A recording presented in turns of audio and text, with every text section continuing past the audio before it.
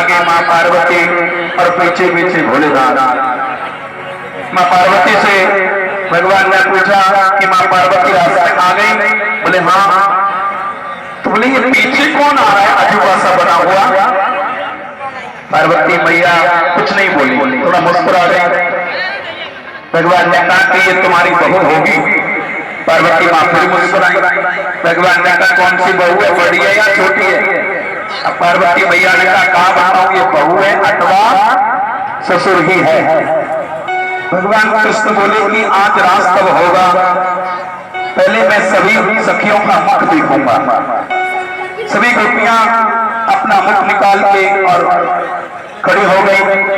सबसे अंतिम में शिव जी लगे हुए हैं। कन्हैया वहां पहुंचे और एकदम से भगवान भोलेनाथ का जो घूमट है उसे काढ़ा और उसमें बोले बोले का और नाम दिया गोपेश्वर महादेव। और गोपेश्वर महादेव की